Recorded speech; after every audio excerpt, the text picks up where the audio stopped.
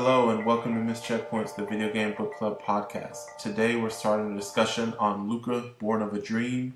I'm your host Marcus, and joining me today as always are the homies. First off, we got Greg. What up? And last but not least, we have Trevor. What's going on? And a surprise drop-in visit from a wild Dante. You could say I was reborn. What's going on? You talking about me specifically? Yeah. Okay. I didn't know. I was like, what's going on with everybody? Not too much. I mean, I was on a recent bonus cast, The Gardens Between, and had a lot of fun. So I also found out I had this game in my library and talked to Marcus a little bit and decided that I would join you guys.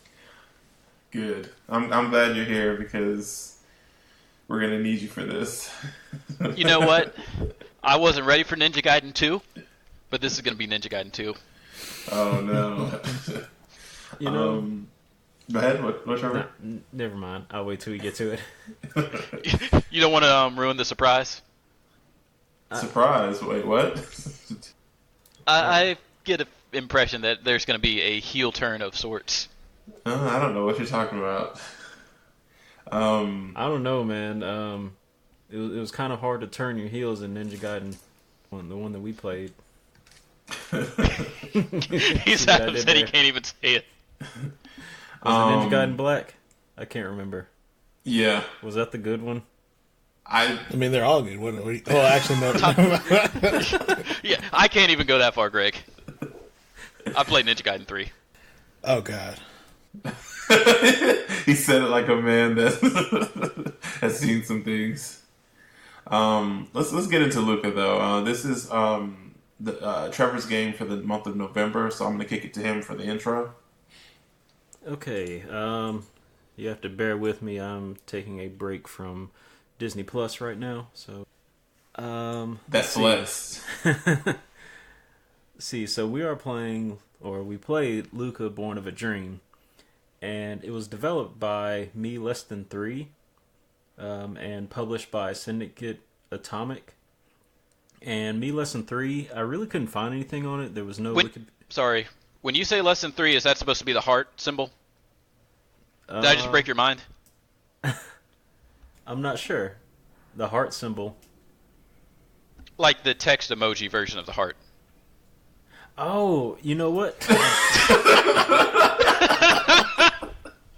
I did not even think about that. See, this is why they brought me back, folks. The whole time I'm thinking, okay. It's like a weird, it was sounding like a weird name, but I didn't want to say anything about it. I was like, less than 3? I've heard that before. I'm glad somebody else got it. No wonder it seemed like it was just like an independent person in the studio, because I guess he's the me. So, did they, like, on the wiki page or whatever you got that from, did they spell it out, or did they... No, it's all one word. Well, it's spelled out, but it's all in one word. They didn't actually use the little text emoji. See, that's that deep lore. He said, I know what this looks like. It's supposed to be. Sorry, I've been using iPhone emojis for the past, 3-4 years now. The one interview I'm looking at, they say it like they write it as Me Less Than 3, so I don't know if that's correct or not, but I don't know. I mean, otherwise it'd be me heart, right? Yeah. And I mean, I guess there's I found their website, so I guess they really couldn't use like a URL with less than sign. But speaking of their website, they don't have a lot of information about the studio. And I keep saying they, even though I'm pretty sure it's just one guy named Colin Horgan. And I actually found more information on his LinkedIn page than I did on the website. But at least on the website, he's developed one other game called Ectoplaza for the Wii U that came out in 2016. And it looks like something out of a Cartoon Network cartoon. Like one of those games is very bright and colorful, and it looks like some kind of, I don't know, arena game where you're bouncing around the map. Like it's like a 2D type game. Not really like Smash, but I don't know. You just have to look at the. But other than that, the only thing I could find was he's developed browser games, and all the browser games kind of echoed the same art style and aesthetic as Lucah, which we'll get into later on. So they kind of have that same. Let me see what else. Lucah was released on August 21st, 2018, and the only other thing I could find was exactly 1 year after their launch, they released a free expansion. And like I said, there's no Wikipedia page, but from what I could find, the game has very positive reviews on Steam and currently has a score of 79 on Metacritic as of this recording. That is... What's up? I was going to say something, but I'm going to just hold it to myself. Before we even get into it, Steam only has 3 negative reviews, Marcus. Hey, I don't write Steam reviews. You got anything else, Trevor? Sorry for cutting you off. No, I think that's it. You didn't cut me off at all. That was as much as I could find. I'm sure, like you said, there may be some other information like Mm-hmm. We might actually be able to reach out to the guy if we have any questions at the end of the podcast. Okay. He's very active on Twitter. All right, well, I'll add him. Okay, so let's get into this game, Lucah. First of all, what was everybody playing on? I played on PC. I played on PC, on Steam. PC version. And you guys all played controller, right? Yeah. Correct. So I started on mouse and keyboard, and maybe like an hour into it, I was just like, this game would be a lot better on a controller. And I considered buying it on Switch, even though I already had it on, just so that I could play it, and because the only game I have on Switch right now is Pokemon. So I considered buying it on Switch, but I think Dante told me the controls on Switch aren't actually any better. So that was why I just opted to go with the controller on PC. Okay. Which I actually had some issues with. What were your issues? It ended up being Steam's configuration for some reason. Like, it had the Xbox controller configuration turned on, and Dante kind of helped me with it and showed me like he had it turned off, but it was throwing off some of the button mapping. Like, whenever I would change any of the button mapping, the triggers would stop working. Gotcha. And so that's when you switched over to controller, and then you were able to actually play the game? Right. Gotcha. I think I was the only one that I ended up playing this game on Switch. And I don't really know if there's any difference between Switch and PC. But that's what I ended up playing it on. How would you describe this game, Dante? Like, I have a couple of games, and specifically ones that we've played here on this podcast, that to me, it kind of felt like the developer just wanted to make his version of that. I would say it's definitely in the Souls variety of action games with a slightly, I won't call it roguish element, but overall I'd say it's closest to a mix between Metal Gear Rising and Dead Cells as far as how it plays. Interesting, because for me, I was going to say Dead Cells and Transistor. Oh, but Ninja Gaiden, sorry. Definitely. That too. Yeah, I don't know how I forgot. That too. Ninja Gaiden. The GOAT.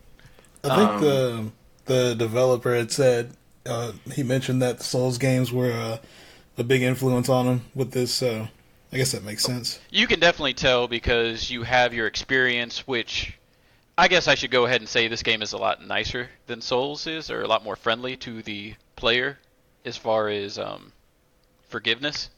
So in a Souls game, if you die, you lose all of your experience that you've gained, and you have to kill the enemy that essentially killed you to get them all back.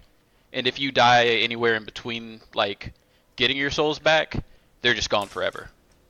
In this game, if you die, you still keep all of your experience. Yeah.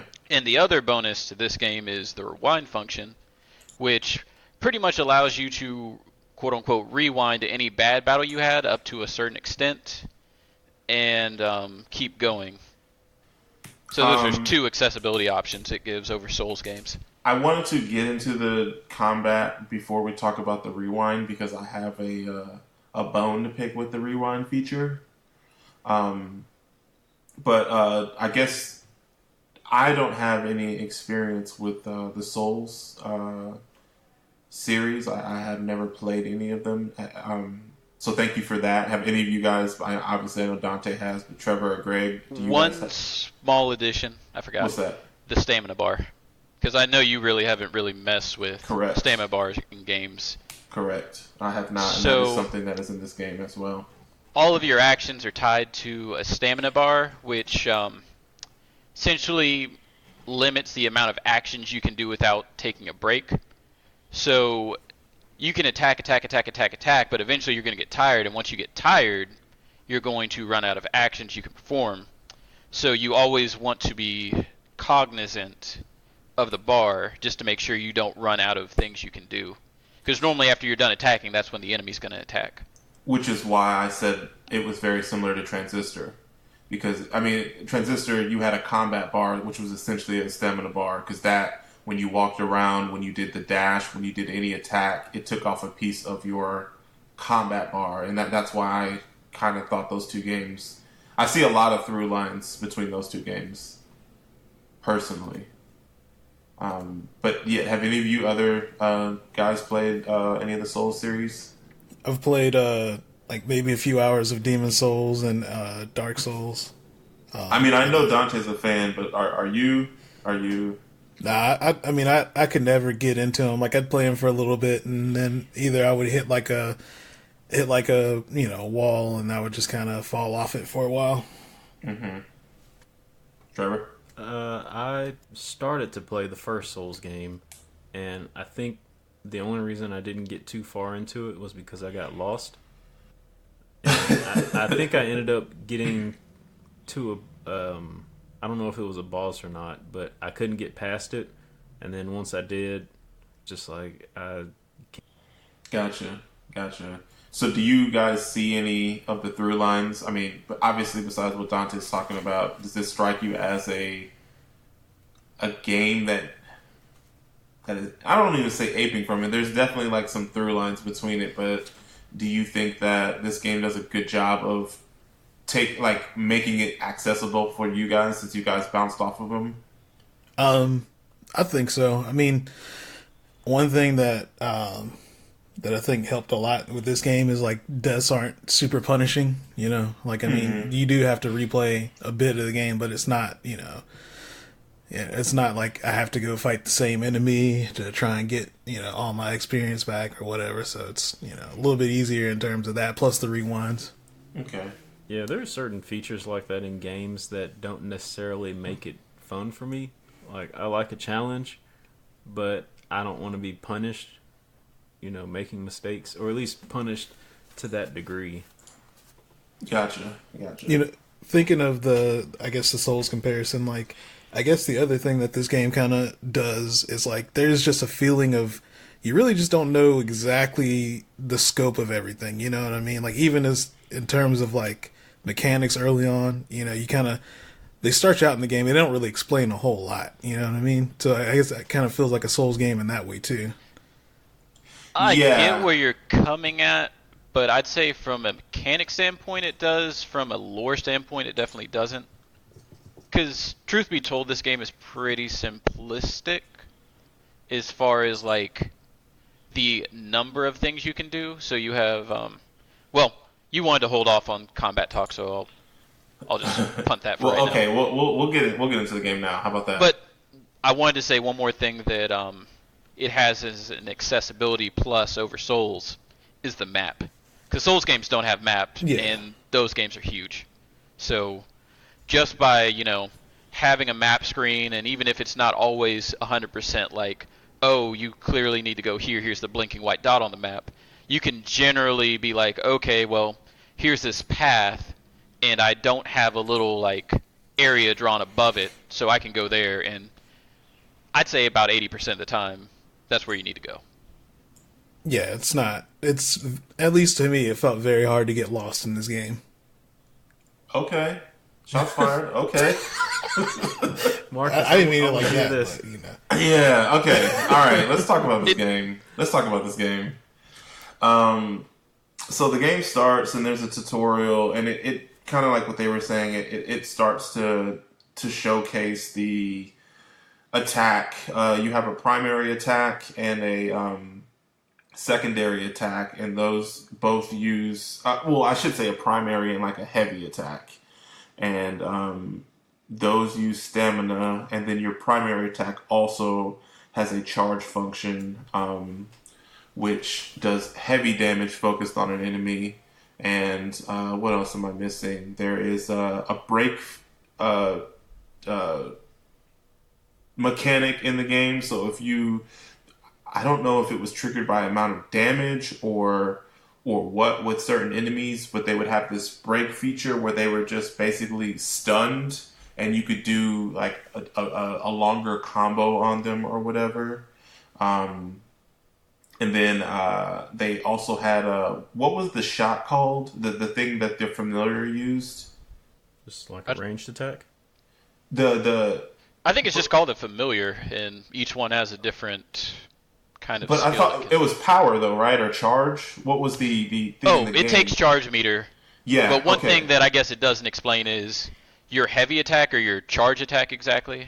Uses that charge. Also uses charge. Yeah. Yes. So you have 3 bars. You have your health bar, you have a stamina bar, which everything is swinging attacks and charging and dodging, which is the roll. Those all use stamina. And then you have a familiar, or like a creature that kind of follows you, and you have a button dedicated to that to do damage as well. And so that uses your charge meter, and the only way to build up your charge meter is to hit enemies with your primary and secondary attacks to build it back up. But like Dante said, using your secondary attack uses the charge meter, and using your familiar uses the charge meter as well. I guess I would also add... Go ahead. There's what are the points that you get for the special abilities or the perks of sorts? The auras? Like the special skills, because there was one skill in specific where it would like, I think it's VP. Yeah, shoot, what are they called? The little Oh, you're talking about the VP. I forgot what it stands for. Shoot. No, he's talking about the virtues. Yeah, virtue points. Yeah. Virtues. Okay, so essentially you get these things called virtues, which are passive. I guess you wouldn't even call them passive. Some are passive, some are active abilities that do certain modifiers during combat. So when Marcus said, like, you can only get VP or charge back from attacking, I actually had a virtue that would allow me to passively get it as time elapsed in the battle. Yeah, and those things are huge. And so the way the game works is anytime you kill an enemy, you're building experience. And the save points in this game, very similarly to the Soul series, are like these areas where you rest, and you basically get all your health back, plus like it basically maxes out all your bars again. And then on top of that, you use that location, the save point, in order to fast travel between previous save points, and also to level up. Whereas you can buy like a very similarly to like the RPGs and whatever, where you have like your HP is at 6, your attack power is at 5, and you're adding more points to those to give yourself a more HP or more charge, or recover your stamina recovery bar. But then from there you can also buy virtues that also give you perks as well. So like I had one that if I successfully dodged something at the last minute, I went into like a slowdown mode or bullet time. And so I could do a bunch of damage or a bunch of attacks on an enemy while they're in slow motion. Or I think there was another one I had that it put life bars on the enemies, because the normal game, it doesn't display the health of the enemies you're fighting. And then the cool thing, and this is very similarly to Transistor, is each of these virtues take a amount of points. So like the better the virtue, typically the more points it was worth. And so you had a virtue VP, like Trevor said, where initially I think your VP is 10 or 15. And so you can only attach virtues that equal to or less than the number that you have, so 15. So like if you had one that was worth 6 and one that was worth 4, then you still have 5 points that you could spend in virtues. So it was constantly I found myself, once I was unlocking virtues, I was like switching between ones or testing new ones out to try to get my loadout going. And I'm pretty sure everybody here has done that as well, and like played around with some. Did you have any standout ones? As far as the virtues? Yeah. I'm pretty sure one of them that I used was Driven, and that one charge fully replenishes on an enemy guard break, and that was probably the one thing. Preach. I kind of built my stats for. Like even with my familiar, I had the familiar that I think it was called Pierce, where it had a higher chance of breaking. So those two combined, it was just kind of like, okay, I would immediately get my charge back, and then I could just kind of go ham on them. Mm-hmm. Using that Gale paradigm, because that one's the one that breaks easily or makes enemies break easily, plus that instant charge. Honestly, it felt a little broken for most of the game. Yeah, and I think at some point in the game, I was having difficulty with it. It was early on in the game, and part of it was not being able to find the menu, and that was before I switched to using a controller instead of mouse and keyboard. But once I did, that was when I started playing around with the virtues and the mantras, and it almost made the game kind of trivial. I don't know if y'all had that same... I don't want to call Trevor, it a problem. I'm proud of you. Well, I guess because for the first hour and a half to 2 hours, I was playing this game on difficult, and then I actually started using the perks, and it made the game a lot easier. You actually played the game like it was supposed to be played, is what you're saying? Shout outs.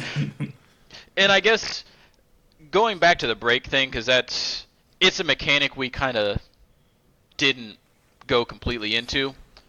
So there's a couple ways you can break the enemy. One of them's attacking. Just if you constantly attack the enemy, they'll eventually break. The other one is a parry mechanic. So anytime an enemy is about to start an attack, they have this little glow that like shoots outside of them, and that's how you know it's time to parry. And what you have to do as a player is dash in, and if you dash in at the exact right time, you can parry them that way as well. And once you parry an enemy, you do, I would like to say, at least 4 to 5 times as much damage. Yeah, it takes a chunk of damage off of bosses. The other thing about dodging, too, is that even if you don't dodge into the enemy when they attack, it does like this little slow motion dodge. I don't know if that was like a virtue or something that I had added on. It is, I think. Oh, okay. Well, never mind. I'll wait till we get to the virtues. I think you also get some iframes in there, which I guess for people that don't know is invincibility frames, which essentially allows you to go through an attack and not take damage even if it's like in contact with you, so to speak. Yeah, because there were definitely enemies that use like explosion or area of effect attacks, and even if you're like dead center on wherever the attack is originating from, if you dodge, it'll, like you said, it'll give you those invincibility frames. Okay. I'm trying to do this as a compliment sandwich. So, we still got some nice things to say about this game, right? Do we? So we're still talking about the combat system, which I think is a huge. The combat is by far the standout thing, and I do think the combat in this game is pretty good. What's up? I was gonna say, I don't think I mentioned it like in my intro, but that was one of the reasons why I kind of chose this game, is because I think I'm used to picking games that have a very heavy narrative. And well, bless, because you didn't this time. The last few games haven't been as successful. They haven't garnered any praise from you guys, so I decided to try to find a game that kind of split the difference. Still had a little bit of narrative to talk about, as well as met y'all halfway on the combat system. Trying to say Brothers wasn't a banger? He's come a long way, man. Brothers. Listen, y'all not gonna keep talking about Brothers. I told Trevor not to get in his, like, I told Trevor, I was like, look, you pick Forgotten End, like, of the games he picked this year, it's been Forgotten End, Lucah, and Return of the Obra Dinn. So that's like 1 out of 3. That ain't bad. Wait, you already? Oh, you already let us know how you feel about Lucah. Oh, dang. I don't know if you're talking about Obra Dinn or Lucah. 1 out of 3 ain't bad. but for real though, like looking at the trailer for this game, I honestly thought it was gonna be a little bit more akin to Zelda, with like a different art style. That was just from looking at the gameplay trailer. It's so beautiful. I went into this with like not knowing anything about the game. Like I didn't watch a trailer or anything. I literally just bought the game on Steam and just like booted it up. Like that's it. But yeah, that was, just judging off of that, I was like, you know what? It's a hack and slash game.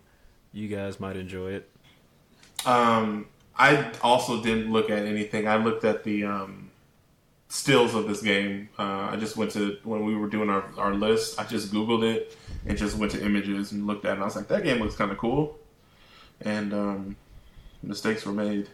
It's definitely not the first thing I said when I booted the game.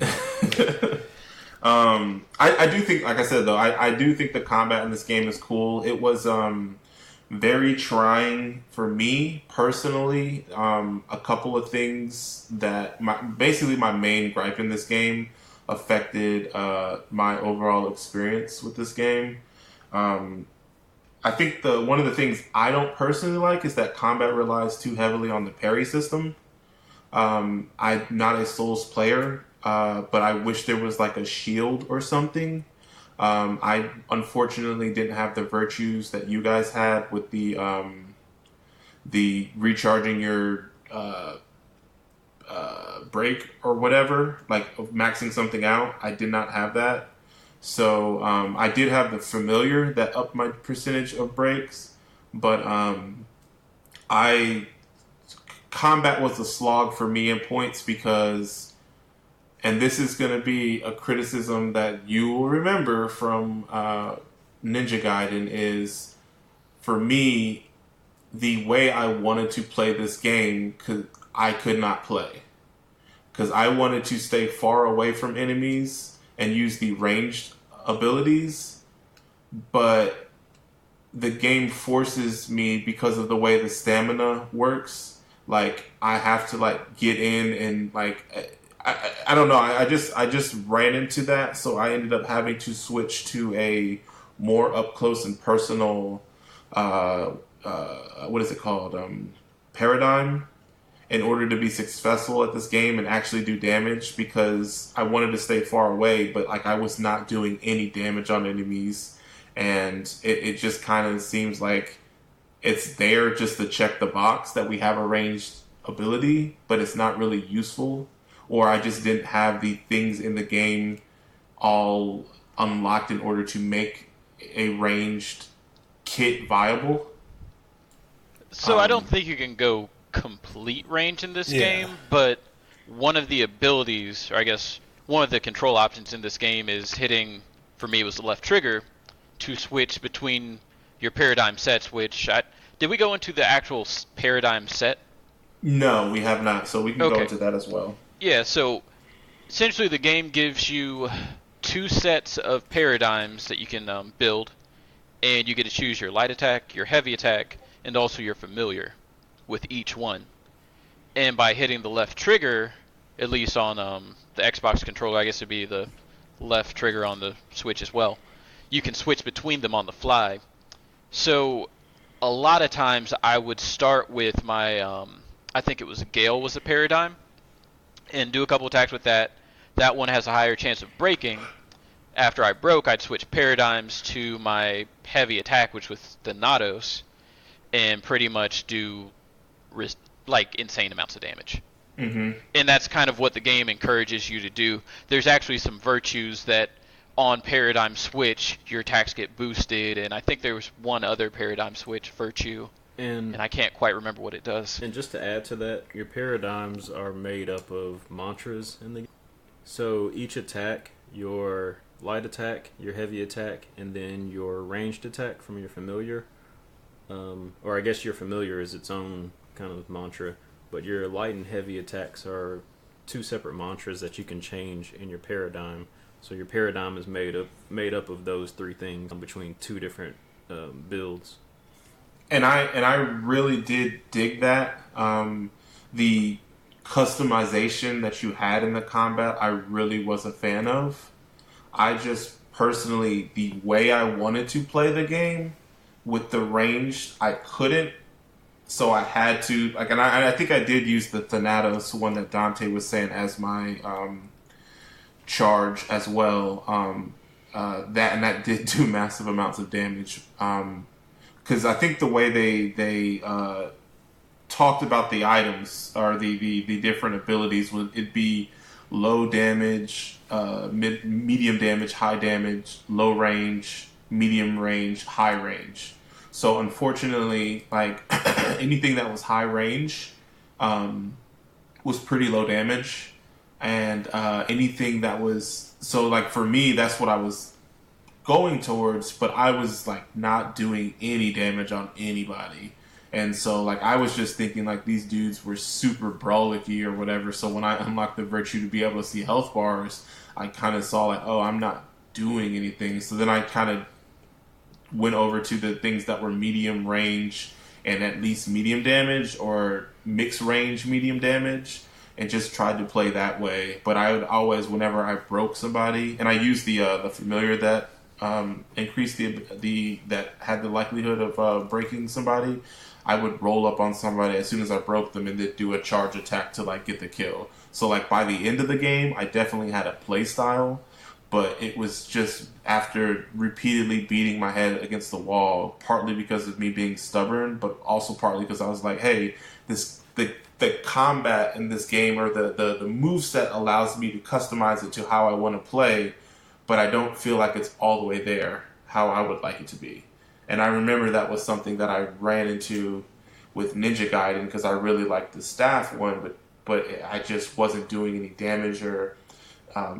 I don't remember exactly what the issue that I was having with it, and I just remember you guys telling me to switch over to the thing that allowed me to do the flying swallow or whatever, and then that completely changed the way I approached and played the game after that. And like that this was essentially the same exact thing for me with this the mantras in this game.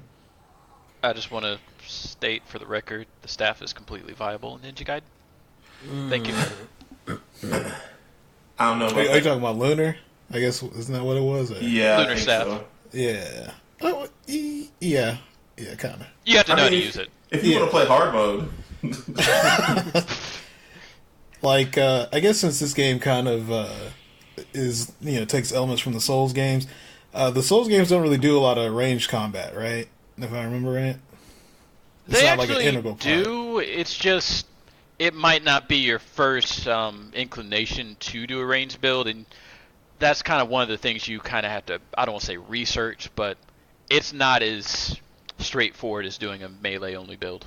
Gotcha. And then the other thing I was going to say, just so like the games that we've played that I was saying that I'm drawing my inspiration from, or like that I feel like are really closely resemble this, are the Dead Cells and Transistor.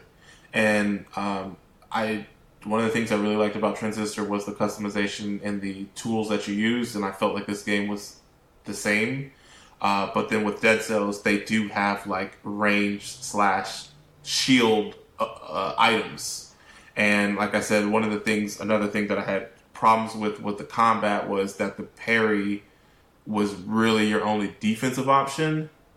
And I don't know, I often found myself not really with enough, and this is on me, not really with enough stamina to parry more than once. So, go ahead. Greg, go first. No, we may end up saying it. I mean, I guess I get what you're saying. That was kind of on you, because there's definitely ways to keep your stamina pretty high that you should be able to. Yeah. And it was totally me and the loadout, my loadout is that I had, but it was not. That was another thing that I personally was running up against, and that was giving me a hard time in this game. I'm also gonna say that I'm not completely disagreeing with you, but I feel like the game had 3 defensive options. So you have the parry, which is the most advanced by far. Then you have the straight up dodge, which is just tapping the right trigger. And then the third one is run. So if you hold the right trigger, your character does a dash. And you can avoid most attacks that way. I didn't even know that was... I didn't know that either. I remember you mentioning something about running, but I never figured that out. They mention it. I want to say, I forget at what point in the game, but they do mention that you can run it. So you want to know another thing I don't like about this game? Is when they introduce things. Oh, I'm going to go into it. When they introduce things, there's no way to see it again. So, when Trevor couldn't figure out how to get to the menu, it was probably because of the issue he was having. But then there's no way for that to show you again. So I also was having issues trying to figure out how to pause the game. And it took me forever to realize there was a map in this game. And, bro, we are complaining about it, not pressing start. Because I didn't know how to get to that menu. You press start! Dante, I'm telling you, I did not know how to get to that menu.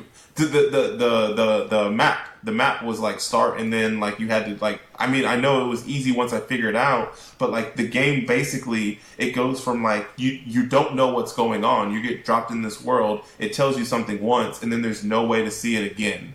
I didn't even know how the charge system worked. I didn't realize that when you're saying I chose this ability because it increased my likelihood to break something. I thought that's what that thing did when you had it as secondary, as the charge attack. I didn't realize that was the primary attack till we were just recording right now. Fair. Because it doesn't I don't even feel like the game even explains that. It says this increases the likelihood of you breaking something or your damage, your attack power. But I thought it meant the charged version, not the primary version. Yeah, each mantra has a primary effect and then a secondary effect depending on which slot you put it in. Yeah, so I guess my thing on your criticism would be once you get to the menu and you select the mantra, it very clearly states every mantra has 3 things. It's range, it has damage, and then it has its tertiary effect essentially. So I thought the game was pretty nice about spelling that stuff out, so you wouldn't get surprised when you put on a new ability. You theoretically should know exactly what it's doing. So I think I mentioned this in our group when we were talking about the game a little bit, but whenever I play games, and this is essentially how I played this one, I will basically just kind of run straight forward until I hit a wall and then figure out some of the nuances to it. And the mantras is definitely one of those nuances that they don't explicitly tell you anything about. It's just kind of oh, you can equip these mantras. You just unlocked a new mantra that does this. What else would you want them to tell you about it? Well, kind of like what Marcus was saying, explaining how I'm trying to think of another game that does this. But I guess what I'm saying is, it tells you how to equip mantras. When you go to equip the mantra, it tells you exactly what the mantra is going to do and how it's different from the other mantras. And I really don't feel like there's that much more to that system aside from that. Yeah, I didn't really have a big problem with that. Felt like it was pretty, Once I figured out how to get to the mantras, I was good. Yeah. And I do agree that like I said, I understood the attack power and the attack range. I just wasn't clear that the third power was the third piece of information. That sentence was for your primary attack. I always thought it was the charge thing. So that wasn't clear to me.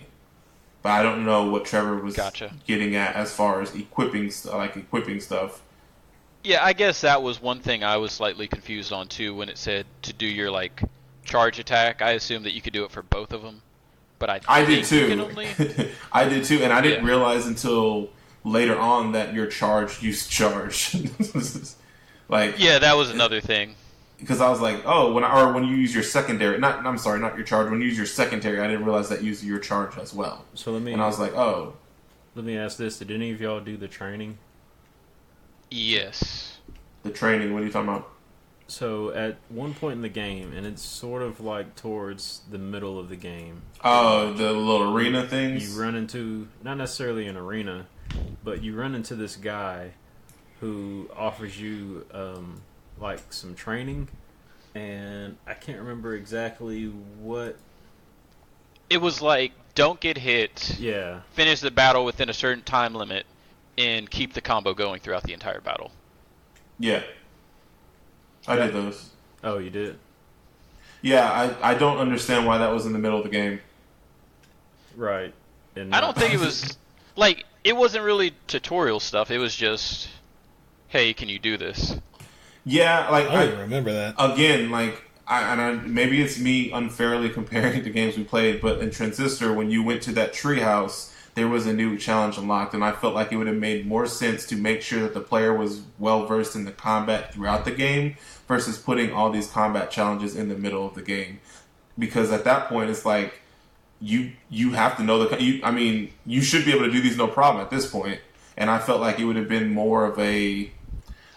making sure that, like, checking in on the player and making sure that they understand the system. If they would have it, like, every time you went to one of those save points, it's like, oh, you unlocked a new combat challenge. Why don't you travel to the familiar realm and be able to play it? Because they gave you that. You know what I'm saying? That's what I was just about to say. The thing that bothers me most about them putting that training thing in the middle of the game is the fact that they have a familiar garden where you can go and pet your familiars, but you can't fast travel to like a place where you can just practice combat system.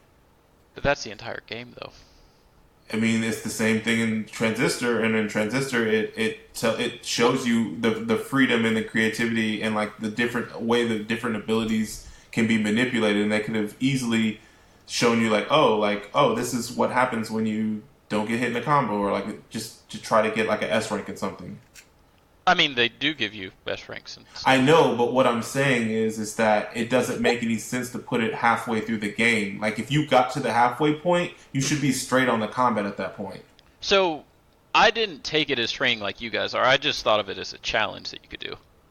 I didn't think it was a challenge because I was halfway through the game. If I got halfway through the game, I should know how to do the combat at that point. Yeah, but you get a reward for doing all three, if I recall. So, it was more of a, hey, do this and get, like, an extra mantra.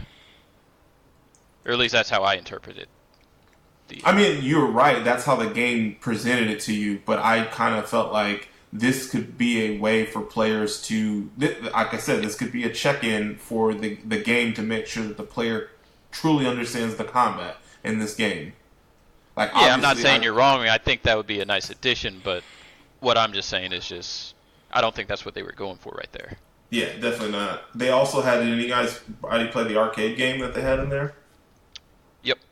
And that was the original, if I read it correctly, the original proof of concept for the game. Huh. It was, let me see where oh yeah, so there was a 2015, the arcade game was called I Am Not a Machine, and it was a 2015 prototype of the game. And that was also, so I'm guessing you, Greg and Trevor, did you guys play it? No, I didn't find it. So this was at the beachy area with the cabins or the huts or whatever. Mm-hmm. And there was like an arcade in one of those cabins, and they had a bunch of machines that weren't working, but there was one that was working, and it was this arcade cabinet called I'm Not a Machine, and very similar to like Celeste, where they had that arcade cabinet in Celeste that was a different version of the main game. This was the same thing where I think you had 4 hearts, so whenever you got hit, you lost a heart, and you basically played rooms of enemies. So you'd fight a room of enemies, you'd kill them all, then one of those upside down crosses would pop up, you'd hit the cross, and then you would be in a new, like, the room would reset with new enemies spawning, and you basically did, I want to say, like 12 rooms, and you had to, like, survive, I think it was like 3 or 4 hits, and the rooms got progressively harder, or something like that, but there was no, as far as I could tell, there was no reward for completing the arcade machine. It just I thought you got a mantra for it. Did you? No, you get a familiar for it. It's the shotgun. Yeah, it might be rapid fire. It's either shotgun the or rapid fire one. I think it's the So you get a familiar from it, but that was actually fun as well because it was like I also kind of saw it as a training thing because I ended up having to do that one a couple more times. I thought that was a little bit more challenging than the arena because you only could take 4 hits and you had like 12 levels to do it. Do you think so, Dante? That was more challenging? Yeah. Or? Honestly, I think that was probably the hardest thing I did in the game. Agreed. But that part was fun, and so like I truly do enjoy the combat in this game, even though it is not exactly what I want it to be. I do think that the combat in this game is pretty solid. Do you guys have anything else that we didn't touch on combat-wise? There was one thing in the game. I don't know if any of y'all noticed the corruption meter. Yep. So, I tried to find other games that have a corruption meter. The only one I found was Prey, which I've never played before. Are y'all familiar with corruption meters in any other games? So, Demon Souls, man, I don't even think I'm going to explain this right because, like, you think this game is ambiguous about some stuff. Demon Souls, they had something called World Tendency, which was a combination of how the player was playing the game, plus the other people on their server, plus, like, how From Software is feeling that day, essentially. And the more it got either light world tendency or dark world tendency, things would start to shift in the game. So light world tendency, if I recall, typically the game was a little bit easier, there'd be less enemies. Then dark world tendency, like more dragons would appear, harder enemies, more corrupted enemies would appear.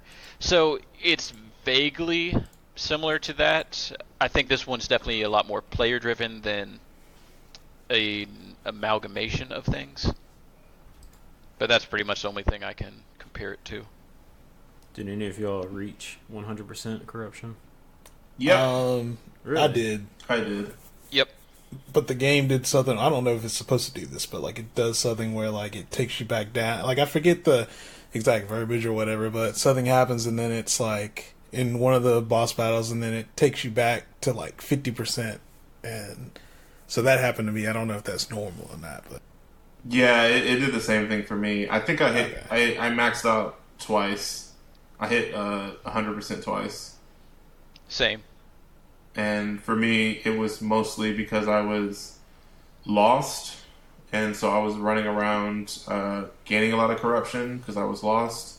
And then dying a lot at this one particular boss. When I was still like trying to use the ranged weapon, I was having issues with just trying to figure out how can I beat this boss or this section. So. I think I got to, and I guess we can talk about this because I forgot to bring this up, but I was at like maybe 85%. Then I accidentally just flicked the right stick and then I transformed. And I was like, oh, I forgot they said you could do that. And then once you transform, that increases your meter like way, like, you know, like I want to say like every hit you do brings it up like 1% or something like that. Mm-hmm. So see, that's another thing. That's when I max mine out. That's another thing somebody's going to have to explain to me is the transform thing, because I didn't even know that was there until towards the end of the game. They didn't tell you until they don't give it to you till the end, right? No, it It's said pretty something close to like the end of the game. Not at the end, but like pretty close. the last quarter of It's the like game. 95% through the game. Maybe. Well, It's about 90. maybe. Yeah. Well, pretty far. Yeah. Yeah. Which also I felt was kind of like, why are you showing me this now? It's like, I already play the way I play. Why are you introducing this new thing that the trade-off doesn't seem worth it.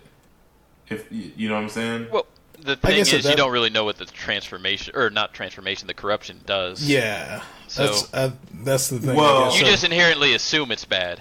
Well, the thing is, I'd already hit corruption twice.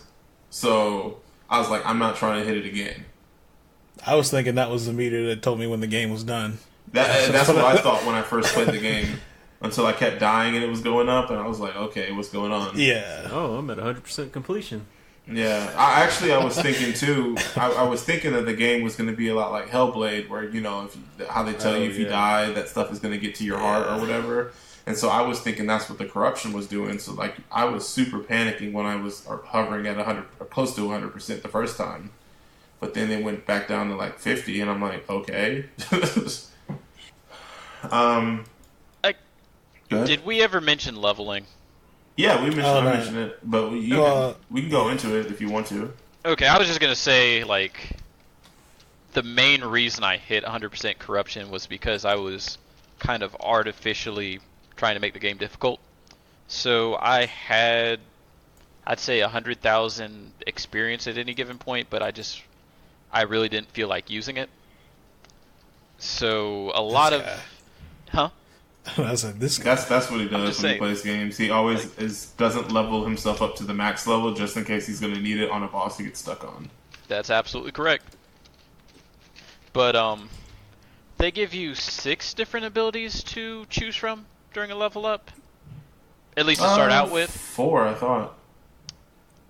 I'm pretty because you have stamina, recharge rate, or recharge rate. Yeah, but I thought they give you 4 options to choose from. 4 to choose from, but there's 6 stats. Yeah. Okay. So you have HP, you have attack power, charge, like your charge meter, your recovery meter, general recovery bar, and one more. The other one is how much charge your attacks build. Right. So, how did you guys stat your character, out of curiosity? Or did you guys just do it like a jack of all trades? I put everything into health and attack power. Yeah, I was about to say, I think that was probably mine. And I think, I wanted to say charge, or maybe stamina was like my 3rd highest stat maybe, but I can't remember. I did everything. Well, I did attack power and HP, and then once I stopped getting those, I was doing stamina. I think those are my 3 highest ones. Yeah, so I ended up going. Attack was my number 1, and then stamina recovery was my number 2. I know I never increased my HP. I had so much health. I'm so sick. Okay. That's gross. What do you guys think of the music in this game? At first I hated it. Like I couldn't stand it. Like it was actively like making me not like the game. And then I think it started getting better as you go a little bit further in. Mm-hmm. I thought there was a weird dissonance between the in-game music and then like the like narrative music, because like in-game there was a lot of like synths and I don't know, it fit with the art style of the game, but then whenever it went to like the narration that's just text on the screen, to me, and this is something I was going to talk about once we start talking about the art in the game. I know we're almost like an hour in on this podcast already, just talking about the combat system, but I think the combat is worth talking about. Yeah, I don't think that meshed very well, at least not for me. And there was obviously like 2 distinct types of music than the other for narration, and it just seemed at odds. I really enjoyed the music. It's not what you'd expect given the like I agree with the mismatch thing. You have this aesthetic, you have this tone that the game's setting, but a lot of the stuff is more like, would you guys describe it as drum and bass? Oh no. No, it's like synth type electronic. I'd say synth drum and bass. There's a lot of To me, the music was super repetitive. Drum and bass is pretty repetitive, but I feel like drum and bass is very frenetic, and like there's an energy with it. And this game, the music to me did the opposite. Personally, there was maybe I like the track when you're at the beach. Yeah, it was good. But other than that, I mean, I'm along with Greg where I was actively find myself disliking the music more often than not. It was literally like it felt like it was looping 10 to 15 seconds over and over again the entire time. I just didn't get that impression from it, but I just like I'm trying to think of something I could compare it to. I think I agree with both of you guys where I don't think the music matches it, and I think, I mean, obviously it was a stylistic choice, but I just wish they were a little bit closer to get like meshed. I'm cool with the looping. I'm cool with that, but like one of the games we played, it loops as well, but granted their longer audio files or their songs was Barkley, Shut Up and Jam Guided, where I felt like those were like earworms in my head, where it was looping 40 seconds of the same, like the song was just 40 seconds long, but it would just loop it over and over again, and that was like a pleasant experience. Where here it was like 10, 15 seconds, maybe 20 at max, and I just was like, yo, I just need to get out of this area. I honestly didn't have the volume turned up just because after playing the game for a little while, I knew that there was no, like, voice acting in the game. So I wasn't too much worried about, like, the sound. So I just kind of had it turned down. Like, I could still hear it, so it didn't become, like, annoying to me. But you didn't have to hear it, though. Right. Like, I have that, I guess the first area that you're in at the beginning game, I have that stuck in my head, and it was just bugging me just how bad it was. It's like, yeah, why is this it's bad. Like, it just doesn't even sound good. Yeah. See, I definitely enjoyed it more than, like, a Dead Cells or something like that, in my opinion. Yeah, I think I don't have an opinion on Dead Cells music because I don't really. I love the game, but I don't really feel like the music in the game is memorable. And I equally feel like the music in this game isn't memorable. And the one pro I would say on Dead Cells' behalf is I feel like these songs match the environment. And it doesn't necessarily mean that's a good thing or a bad thing that they don't match the environment here, but it just kind of felt off in this game where I feel like if it worked, it wouldn't have felt off or wouldn't have stood out as much. So yeah, that's not too bad, right? Okay. I can't remember any of the music, honestly. Like, I'd have to go back and listen to the music. Like, there was nothing that really stood out to me, but like I said, I didn't have the music turned up all the way. Simply because, I don't know, there wasn't anything interesting like in the first hour or so in the game. All right, let's get to the artwork. Oh boy. Whew. I love it. So that was another thing that caught my attention with this game. Hold on. I need you to repeat that one more time. I think this game has a good art style. Oh, man. Let me ask y'all something. Y'all ever played Charlie Murder? Yeah, I played it. Or any of the games by Studio? It's not Ska Studio, is it? I don't know the name of the studio off the top of my head. I never beat Charlie Murder, but I did like it. Yeah, it is Ska Studio. So that's kind of what this game reminded me of. It has like that hand-drawn aesthetic to it. Yeah. It has a certain aesthetic, and it follows the aesthetic through the entire game. It's consistent. I'll give it that. And one thing I read online was that kind of the idea behind the game is ambiguity.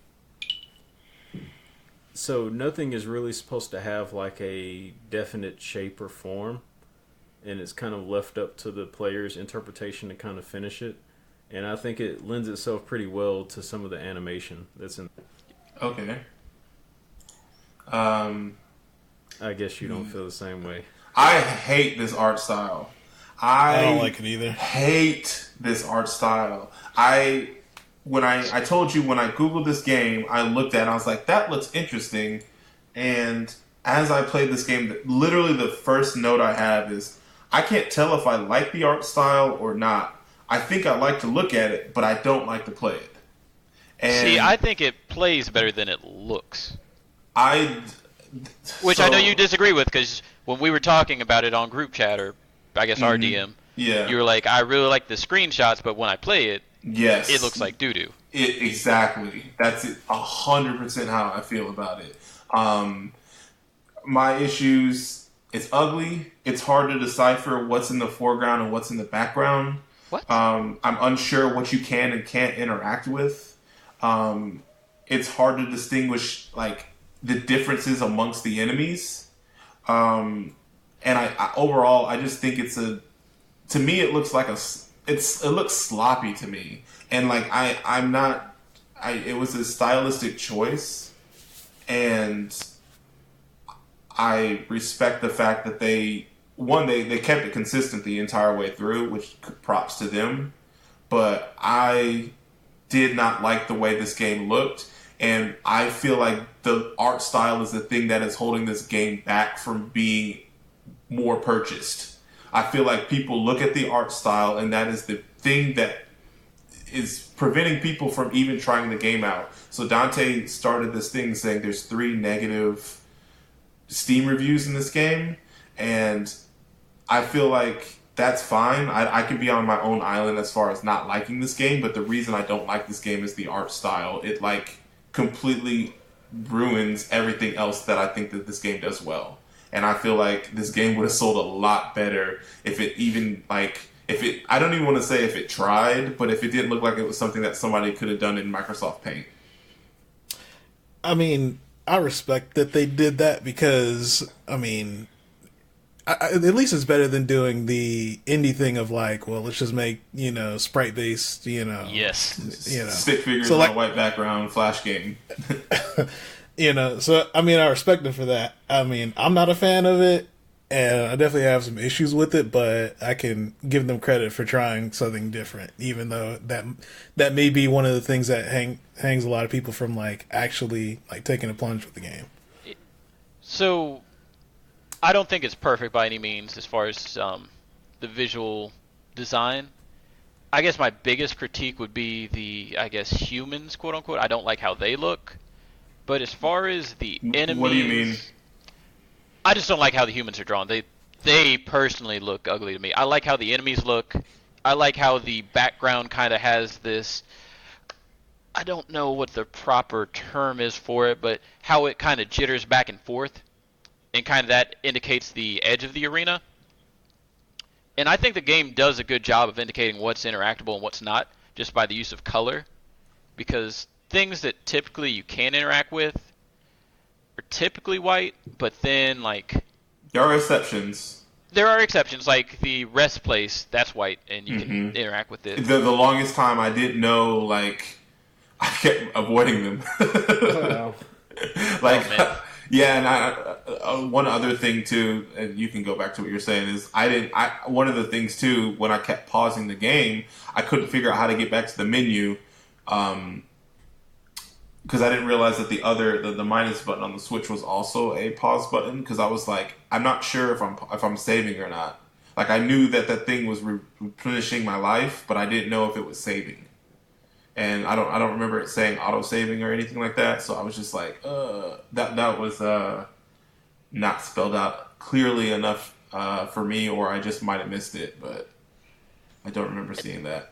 And I was gonna say, like, I guess I don't agree as far as the clutteredness of the combat, so to speak, where I felt like everything was very telegraphed and very, like, easy. I don't want to say easy to see, but like 9 times out of 10 when the enemy attacked, I could tell exactly like which enemy was attacking, where it's coming from, just because enemies, I'd like to say without exception, their attacks are the same color as them, and they also have really nice visual cues to indicate that the enemy's about to attack. So I never personally ran into that problem with the combat, but I could kind of understand where you're coming from. I think I only had one issue where it was kind of hard to see the attacks, and I want to say it was like maybe God, I don't know. Maybe like it's in one of the last few encounters, there was a point where there was a lot of enemies on screen, and it was just a combination of the area you were in, the color of everything, and the fact that I think there's like a red kind of tint to the the area that you're in at that point, and I felt like it was a little hard to kind of decipher everything there. But outside of that, I don't think I had a lot of issues with it. So one of the things that I ran into, and I don't know if it was just like a move that the enemies had, but there wasn't. I think enemies for the most part had pretty like telegraphed attacks, or I don't really know how to describe it, but like there was like, you know, these 2 or 3 attacks, but every now and then I would just get hit by a red line and get one-shotted, and I could not tell if it was like there was some other type of tell that they had, so that made the attack, because like sometimes the attack would do 10% on me, and sometimes it would do 100% on me, and I didn't know if there was like some type of tell to tell between the two or not. But that was ultimately the most frustrating thing, and that was the part where I got stuck the longest, because I wasn't sure what was going on and why that was happening. So for me, enemy encounters kind of played out like Way of the Pacifist, because it would give you one enemy type and kind of show you, okay, this is their move pattern, and then after that it would kind of throw a couple more at you, or different types of enemies. Mm-hmm. So you could kind of look at them and see, you know, kind of learn their pattern of attack. I don't know. I didn't really have that issue. They kind of trained you each enemy type. Like I'll agree with you if you say some of the enemies looked a little bit similar because of the art style, and it may have been hard to tell which attack they might use, because like with Way of the Pacifist, enemies that look similar might have like a different color scheme or something like that to kind of which attack pattern they're going to use. Yeah. Whereas in this game, for the most part, all the enemies are red. They're usually a bunch of squiggly lines. So I would agree with you on that aspect, but I don't know, it was kind of easy to kind of learn the attack patterns of the enemies. At least the non-bosses. I know I'm on an island on that, just because like I also had health bars up on all my enemies, so each of them were outlined in the color of they had like bars sticking off of them that were the color of whatever attack I had, or like, what am I trying to say? The mantra that I had equipped, so if it was Thanatos, I think it was like the reddish one, my character was in red. And then they also had red bars hanging off of them. And every enemy had those red bars around them. And if I switched my color, if I switched my mantra to something else, a different color one, the green one, then theirs would switch, their bars would switch to green as well. So it partly maybe was the fact that I was playing with that virtue on that kind of added a little bit more things to, like, it was supposed to help me visually because I could see their life bar, but the fact that it matched the color that I was, if I was up close to them, like doing the close counter things, it was sometimes easy for my character to get lost in the shuffle, if that makes any sense. Yeah. And then, I can be on an island as far as like how strongly I feel about the artwork, but like the numbers don't lie. I feel like this game, like I feel like there's been so much good on the internet and like reviews out there about this game, and I think that the artwork is the reason why this game isn't more popular, like personally. And I feel like it's just super off-putting for a lot of people, and I feel like maybe that makes me like I'm part of the majority and I'm a sheep or whatever, and I don't get true beauty or whatever, and that's cool, but I just think this artwork is ugly. and I feel like you guys are the people that are looking beyond that, seeing past it. And like I said, I think the combat in this game is great. And I feel like I would like this game a lot better if the artwork was better. Like, if it was just a different art style altogether. Like, you could even leave the music in as it is. I feel like if this game... Say that again? I was just going to say, the main reason why I like the artwork is because it helps the animation stand out a lot better. Yeah, that was another thing we didn't really touch on. I do like how this game animates, because everything's very fluid. Like, I'm not a frame counter, but I'm assuming everything pretty much runs at 60 the entire time, and just transitioning between the attacks felt really smooth, in my opinion. Yeah, this game is definitely very responsive. Like, what you want it to do, it does. But like I said, the art, my enjoyment of this game starts and stops with this artwork, and I could not. It messed up my enjoyment for everything else for this game. And I'm glad you're not epileptic. Yeah. So I don't know. I mean, I didn't like it. I didn't like the artwork, but it didn't like. I wouldn't say I would have enjoyed this game any more, any less if it was different. That's that's where I'm at. Like straight up, like I like Ninja Gaiden more than this game. Like straight up. I think Ninja Gaiden artwork looks so much more better than this game. I feel like the combat in this game I like more than Ninja Gaiden, but I also don't like that. I don't like the music in this game. I don't like the lack of a story, and I understand that if I would have played New Game Plus, then all that stuff would have been spelled out to me. I promise you it wouldn't. That's probably like my biggest criticism of the game. The story. I was about to say, just can we don't get worry into about the story next. Or yeah, I just like this is this is near the bottom of the list of games for me, and like it. Well, what's Ninja Gaiden the bottom? Well, Ninja Gaiden was above Evil Within, just because I didn't actually play Evil Within. But I think that up there. I think that we played a game that I don't like more than Ninja Gaiden this year, and now we played at least 2. Dang, man. I know how to pick them, though. This is why I had to leave the village. Like I said, I really, really enjoy I think the combat in this game is great, but like, man, give me like I feel like it's cheating if I said like give me the Bastion art style or give me the Transistor art style, but like think of what is a game that doesn't look good? Give me that art style. Advance Wars? Give me the Advance Wars art style. Give me, like, this game is an isometric, I guess, kind of. Right?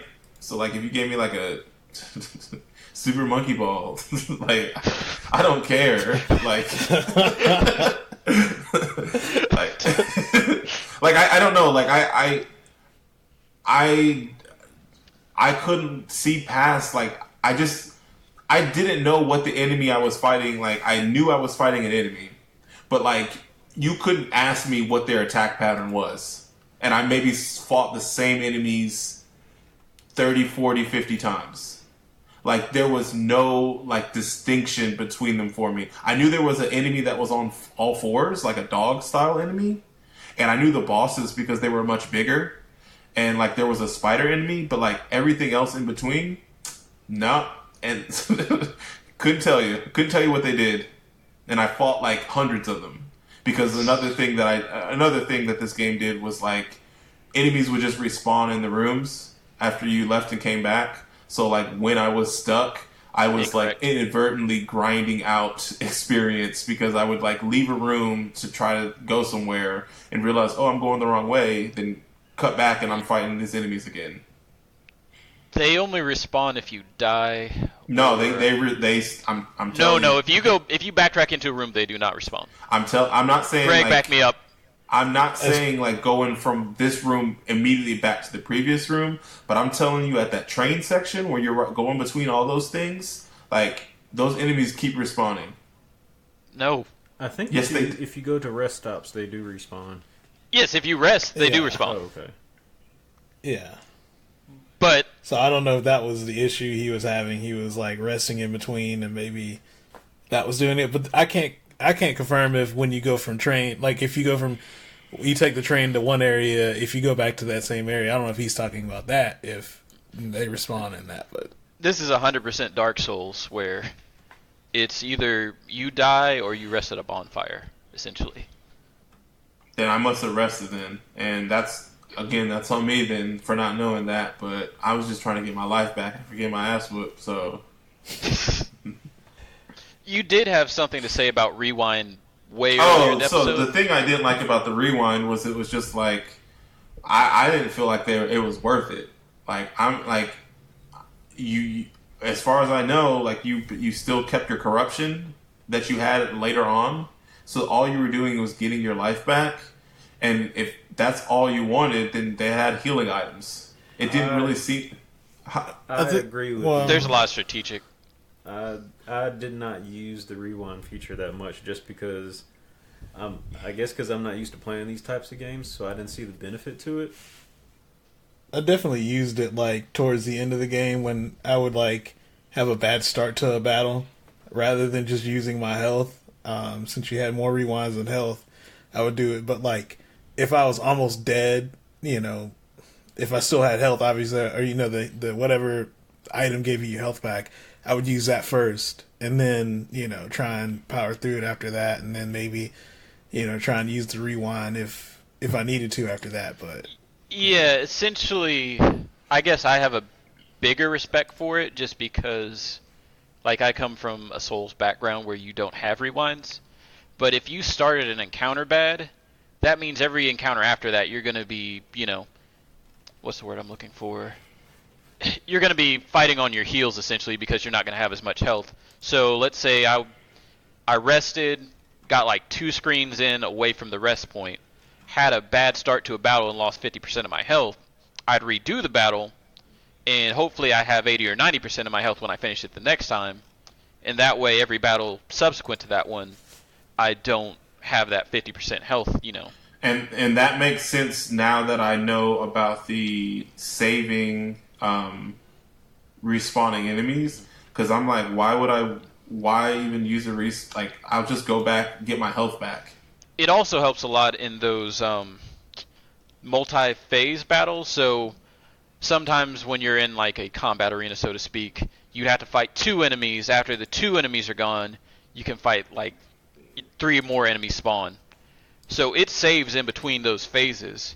So if I did really good on the first phase and did poorly on the second phase, I rewind and I'm already done with the first phase and I just fight the second phase of second wave of enemies.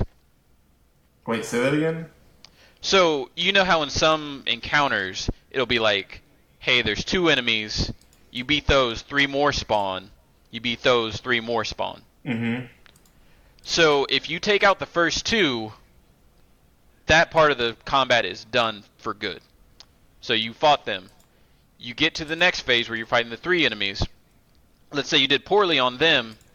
If you rewind, you go to the start of that phase. You don't have to fight the first 2 enemies. You start at the phase where you're fighting the 3 enemies. Oh, I got you, and I didn't realize that.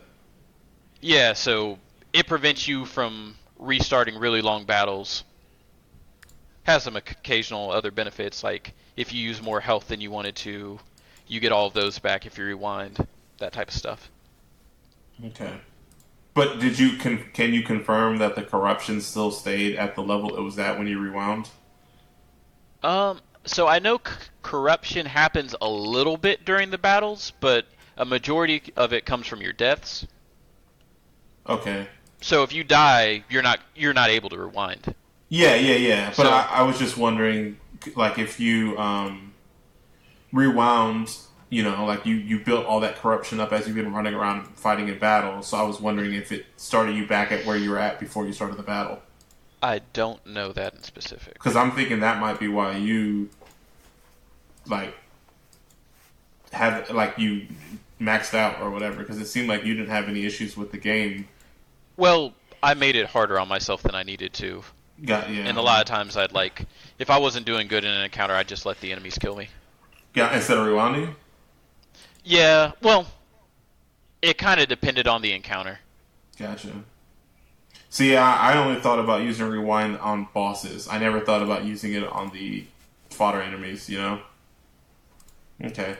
Well, yeah, I feel better.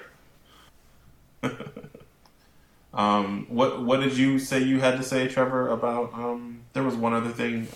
Let me see. We talked about the art style, the music. The story. So story. I don't know if you noticed, but this game is very heavily, or has some very obvious theological references. Okay. Like the first thing I noticed, like when it drops you in, it says something like "You are marked." As you go through, it talks about cleansing.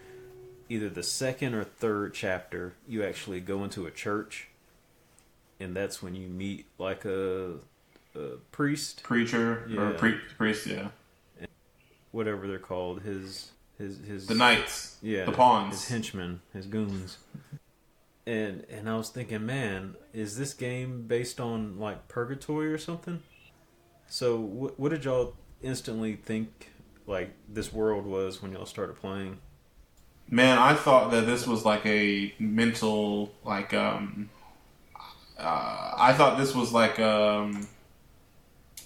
somebody's inner turmoil, like an inner hell type thing, and maybe part of it was like the art style. But then once they had like all the they had the upside down crosses, that was something that I recognized as like, oh, this is a church thing. And then they had the priest and stuff, and like there was like talks of people dying and suicide and stuff. So I think there was even parts where people were getting like not crucified, but like killed at the stake, or like, right? Yeah, there was one boss that literally crucifies you when you. Yeah, so I thought it was like a inner hell. Like I thought like this person had been going through a lot or something along those lines. That's my read on it. I had no idea though. Anybody else? I felt pretty good about my read on it. Like, the game is incredibly ambiguous, so I'm not even going to say like I understood it, but as far as overtones go, it was pretty clearly in a religious context. It seemed like there's a guy that they refer to as Father throughout the entire game, and it seems like he has his own, I guess, cult of sorts, and people are kind of following him to death, and I can't really explain what the consequence or what their intention was behind the killings like of sorts. Running like a fight club for kids like that. Kinda. And it was weird because his son is also a character that you encounter in a boss you eventually fight, and there's some weird dynamic going on between them. But yet again, this game is very ambiguous, at least on the first playthrough, and I played through about a third of New Game Plus, and I still don't really have a clear grasp of what's going on. I don't know. Like I thought about doing a new game just to see because I heard that there's a 20-minute exposition in the beginning. It's just a text dump, right? Yeah. And I thought about checking it out, but I was just kind of like, don't really. It pretty much don't really kind care. of follows the narration that's, displayed throughout the game. It has like it's not necessarily poetry. It's more prose, but it's basically like this stream of consciousness, and you don't know if they're talking about like the main character or the people he's interacting with. Yeah, they start to give people names, but none of them really mean anything. So Right. this is probably my biggest personal critique of the game. I don't like it when you set up your story in a way that's incomprehensible, essentially. The entire first run through the game is incomprehensible, and even playing through New Game Plus, I didn't feel like I was getting anything properly recontextualized. So it almost seemed ambiguous for the sake of ambiguity rather than actually telling a story or anything that's relatable. And I guess, it could be something incredibly personal to the author, but for me, I was not getting anything from it. Okay. Okay. Do you have anything, Greg? You've been quiet. I mean, I don't know. For most of the game, I really didn't have any understanding of what was going on. Like, kind of what you were saying with it's, you thought it was like somebody's inner hell, or, that kind of, I think maybe that might have been what I probably was thinking, but, yeah, I mean, it was really hard for me to kind of understand what was going on. Okay. From what I read online, there are different interpretations of it, which is another reason why like the entire game is just shrouded in ambiguity. Is like it could be a nightmare, it could be purgatory, a different number of things. And some of it actually looks like it's just kind of mashed together, like an amalgamation of all those things. It's kind of up to the player, I guess, to kind of what this place is, because it does. Mm-hmm. The other thing I was going to say too, as far as the characters, I won't spoil anything for you. And once you start the new game plus. But one thing I read online is that they, throughout the game, they refer to like the main character in like non-binary pronouns, and so this game kind of has like a tone for the LGBT community, for like the main character, and you kind of get that same sense once you get into the new game plus, once it goes into the narration. And that may be another connection to why there's so much religious like atmosphere around it. Yeah, I did notice that the game has like the trans-friendly tag on. Yeah, they use transgender-friendly tag on Steam. Oh, does it? I'd like to say so. I didn't even know. That's what's up. I mean, it's not like in your face with it, like, yeah, it's ma'am, or it's. Why would you say that? Trevor just got the entire podcast canceled.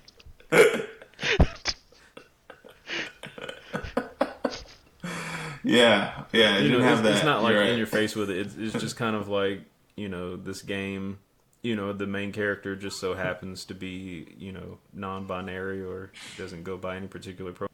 Gotcha. Did we miss anything?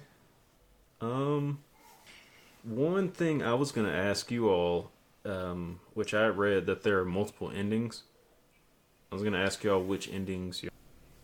I looked up what ending I got. It wasn't the bad or good ending. I guess it was like the neutral one, I want to say. So I guess each ending has a different boss fight. So who did you fight at the end?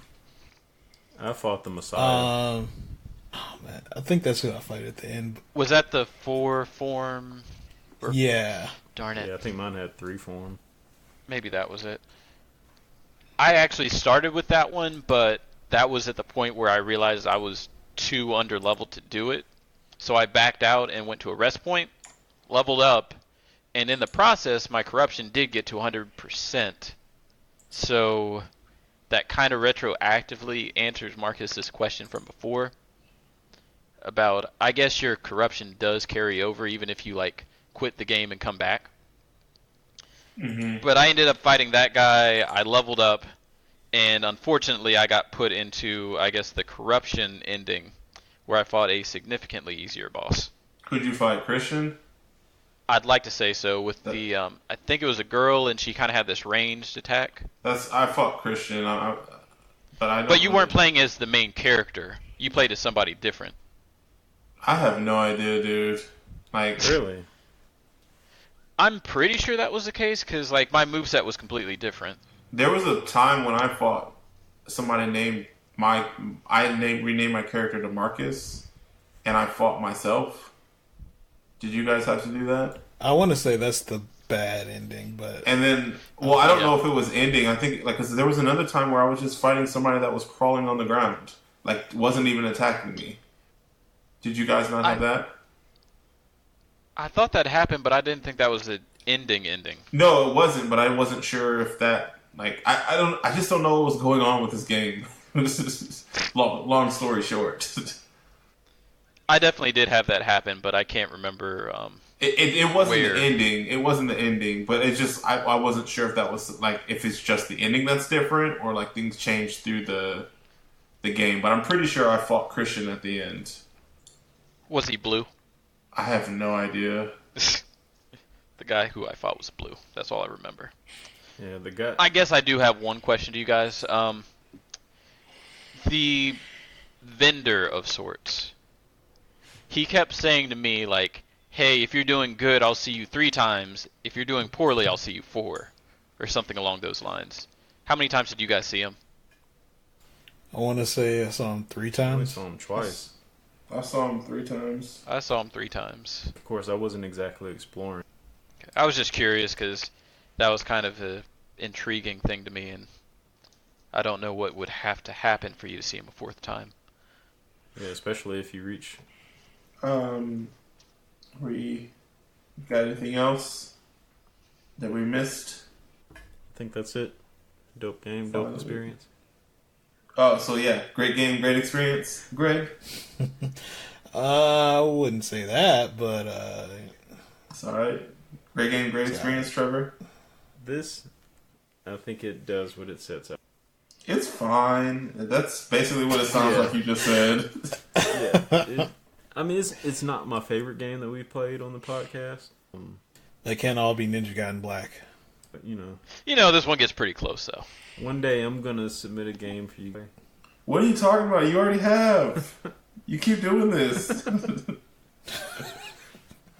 looking for that game.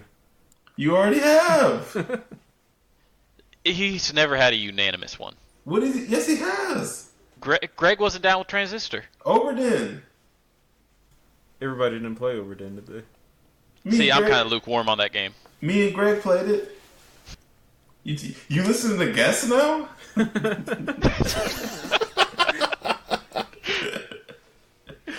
The one voice of reason? Alright, well, definitely for me, this was not a great game, and it was not a great experience.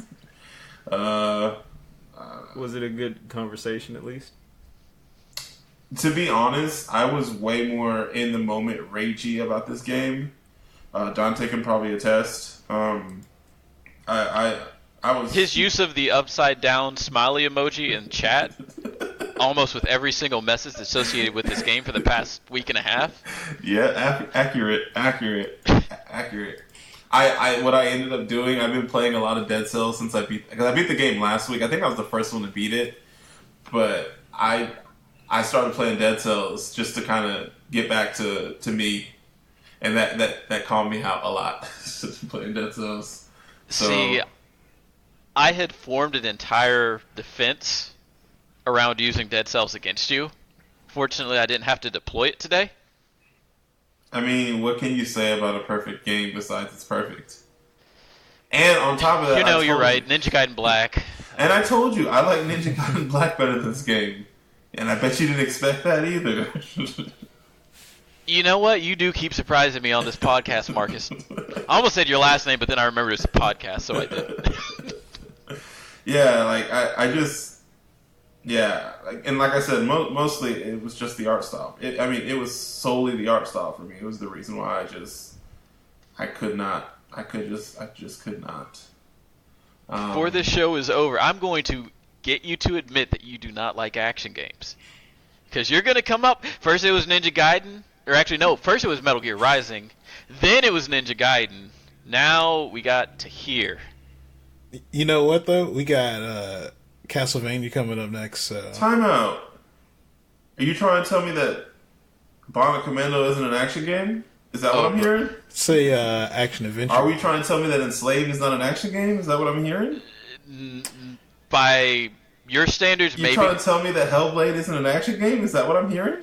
I wouldn't. Nah. I don't know about that. You trying to tell me? Those are the ones I got. Can you get an S rank in any of those games? I can like a game without being good at it. Yeah. So yeah, this will be near the bottom of my list for this year. So don't be surprised, guys. But combat's good though. But not below Forgotten End. Oh, not below Forgotten End. Not below that. Never that. You missed a good time. I feel like I need to play that just out of spite. Hey, you don't. You can play it if you want. That's a unanimous game.